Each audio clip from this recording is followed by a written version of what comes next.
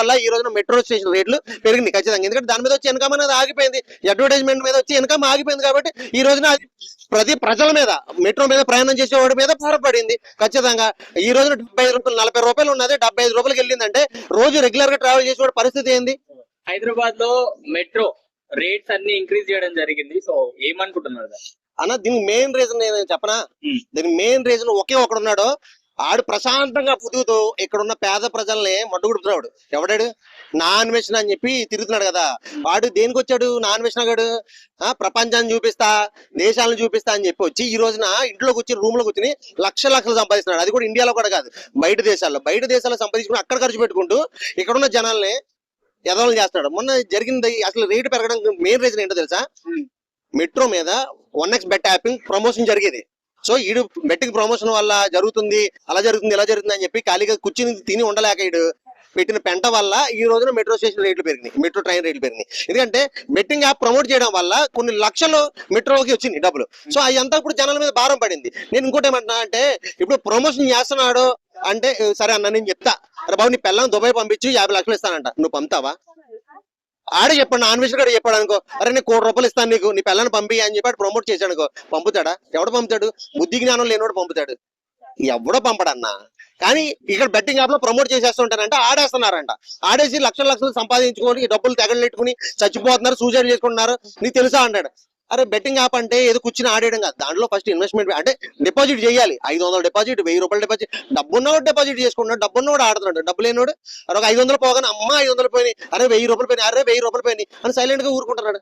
నేను ఇంకోటి చెప్తున్నా, ఈ రోజున అప్పులు చేసి లేదంటే పక్క నుంచి దొంగదానం చేసుకున్నావు, లేదంటే ఎవరిదో ఆఫీసుల్లో డబ్బులు తీసుకొచ్చి ఇన్వెస్ట్మెంట్లు పెట్టేసి ఇందులో ఏదో లక్షలు సంపాదించేద్దాం అనుకున్నవాడు సంపాదించలేక సూసైడ్ చేసి చచ్చిపోయాడు. అలాంటి చచ్చిపోవడమే బెటర్, ఖచ్చితంగా నేను చెప్తున్నా, అలాంటి చచ్చిపోవడమే బెటర్. లేకపోతే అక్కడికి 10 లక్షలు ఇస్తాను పక్కింటి చంపారా అంటే డౌట్ లేకుండా చంపేస్తాడు, డౌట్ లేకుండా ఎందుకంటే వాడికి డబ్బు మీద ఉన్న ఆశ అలాంటిది. మరి అందరూ అలా చేయట్లేదే, బెట్టింగ్ గా ప్రమోట్ చేసి చూసేసి ఆడేస్తున్నారు అని కూడా అది కరెక్ట్ కాదు. ప్రమోట్ చేయడం వల్ల ఎవడు ఆడో, సిగరెట్లు కాల్చొద్దు అంటారు, కాల్చడం మానేరు, కాల్చమన్నాడు కదా ఎవడు కాల్చాడు. ఎవడికి అన్నో అలవాటు వల్ల ఆడు చేసుకుంటాడు, వాడిని మనం మార్చలేము. మార్చేదా ఉంటే గవర్నమెంట్ తీసుకోవాలి. అసలు ఫస్ట్ బెట్టింగ్ యాప్లని అనేది బ్యాన్ చేయాలి కదా.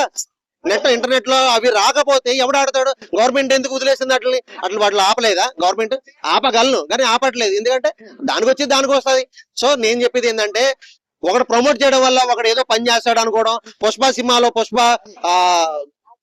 ఎర్రచందనం దొంగలు నరికేయడం వల్ల అందరూ వెళ్ళి అదే పని చేయడం అనుకోవడం చాలా మూర్ఖత్వం. అది ఎవరు చేసే పని వాళ్ళు చేసుకుంటారు, ఒకటి చెప్పడం వల్ల ఇది చేయరు. సో వాడు చేసిన పని వల్ల ఈ రోజున మెట్రో స్టేషన్ రేట్లు పెరిగింది ఖచ్చితంగా. ఎందుకంటే దాని మీద వచ్చి ఇన్కమ్ అనేది ఆగిపోయింది, అడ్వర్టైజ్మెంట్ మీద వచ్చి ఇన్కమ్ ఆగిపోయింది. కాబట్టి ఈ రోజున అది ప్రతి ప్రజల మీద, మెట్రో మీద ప్రయాణం చేసేవాడి మీద భారపడింది ఖచ్చితంగా.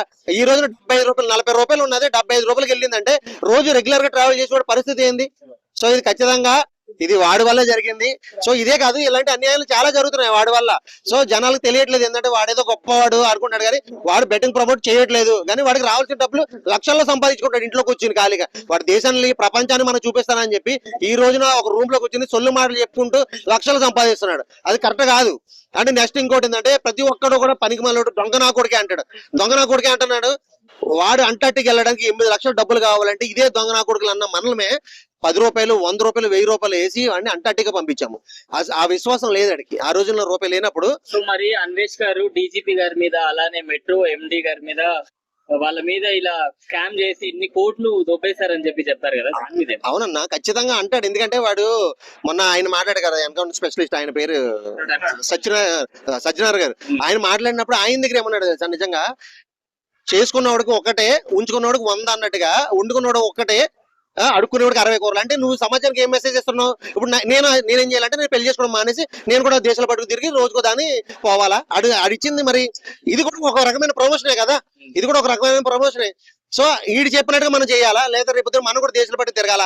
ఇవన్నీ వదులుకొని పెళ్లి చేసుకోవడం అనేసి అది మాట్లాడే విధానం కరెక్ట్ కాదు. అంత పెద్ద మనిషి అడిగినప్పుడు పెళ్లి ఎప్పుడు చేసుకుంటాను అడిగినప్పుడు, చేసుకుంటాను సార్ ఈసారి కాకపోతే వచ్చే సంవత్సరం, లేకపోతే పెళ్లి చేసుకుని ఎవరు బాగుపడ్డారు సార్, వద్దు నాకు పెళ్లి, నేను ప్రశాంతంగా ఉండొచ్చు అంటే అది రెస్పెక్ట్ ఇచ్చినట్టు ఉంటది. అంతేగాని చేసుకునేవాడికి ఒకటే, అడుకునేవాడికి 60 అంటే అది అంత పెద్ద ఆయన దగ్గర ఆ మాట మాట్లాడడం అనేది అస్సలు కరెక్ట్ కాదు. సో నెక్స్ట్ ఏంటంటే ఈడు ఒక దొంగ నా కొడుకు అన్న, వాడు స్వార్థం కోసం వేరేవాడు బాగుపడకూడదు. ట్రావెల్స్ లో ఎవరు వచ్చినా కానీ రానియడాడు, ట్రావెలింగ్ లో ఎవరు వచ్చినా గానీ రానివ్వకుండా వాడు అక్కడే ఉండాలి అన్న స్వార్థం ఉన్నవాడు. అసలు మనిషి కరెక్టే కాదు. నేను ఇది ఇప్పుడు కాదు, పల్లవ ప్రశాంత్ బిగ్ బాస్ కి వెళ్తాను అన్నప్పుడు సపోర్ట్ చేయాలన్నప్పుడు నీకు దమ్ముంటే సపోర్ట్ చేయాలి, దమ్ము లేకపోతే మానే అని చెప్పేసి నేను ఆ రోజునే నేను ఆడితో మాట్లాడాను. అదే ఆ రోజు నేను చాలా వీడియోలు చేశా, దానికి కూడా కామెంట్ చేశాడు. చాలా వరుసగాడు. నేను ఒక్కటి కాదు నేను చెప్తున్నా, ఇప్పటి నుంచి కాదు, వాడు మొదటి నుంచి కూడా చెప్తున్నా, నెంబర్ దొంగ నా కొడుకు ఎవడరా అంటే నా అన్వేషణ గాడే. అరే పాపం ఆడు వైజాగ్ హర్ష సాయి 10వ పరకో జనాలు హెల్ప్ చేసేవాడు, వాడిని కూడా హెల్ప్ చేయనీయకుండా వాడిని కూడా నాశనం చేసి ఇది నిజంగా చాలా దారుణం. వాడొక్కడే బాగుపడాలి తప్ప ఇంకెవరు బాగుపడకూడదు అన్న స్వార్థం కలిగిన మనిషాడు. సో మరి ద్వారా అంటే వాళ్ళని వీళ్ళని తిట్టడం ద్వారా నా అన్వేషణకి కొన్ని డబ్బులు వస్తే ఆ డబ్బులు నేను వేరే వాళ్ళకి పంచుతున్నాను కూడా చెప్పడం జరిగింది. పంచిన వీడియో చూపించావా భయ్య? చూపించాడా? ఎవరికైనా పంచాడా? ఎవరికైనా దానం చేశాడా? ఎవరికైనా డొనేట్ చేశాడా? అంతేందుకు అంటార్టిక్ వెళ్తున్నప్పుడు 8 లక్షలు నాకు ఎవరెవరు ఇచ్చారో వాళ్ళందరికి నేను రిటర్న్ కొడతాను అన్నాడు. కొట్టాడా? దొంగ నా కొడుకు, నెంబర్ 1 దొంగ నా కొడుకాడు. డబ్బులు దాచుకోవడం కోసం ఇవన్నీ ప్రయోగాలు చేస్తున్నాడు.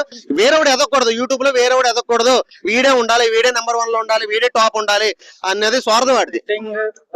మెట్రో ట్రైన్ టికెట్ పెరగడానికి కారణం నాన్ వెజ్ అంటారా? 100% వాడు వల్లే. వాడు ఆ రోజున బెట్టింగ్ యాప్ ని కూడదు ప్రమోషన్ అది అని చెప్పి అంటే మెట్రో స్టేషన్ మీద బెట్టింగ్ యాప్ ప్రమోషన్ ఉంది, అవన్నీ తీపిచ్చారు. బెట్టింగ్ ఇప్పుడు ప్రమోషన్ చేయడానికి ఏమి లేదు. సో దాని వల్ల వచ్చే ఇన్కమ్ అనేది ఆగిపోవడం వల్ల ఈ ప్రజల మీద భారం పడింది డెఫినెట్ గా. అంతే.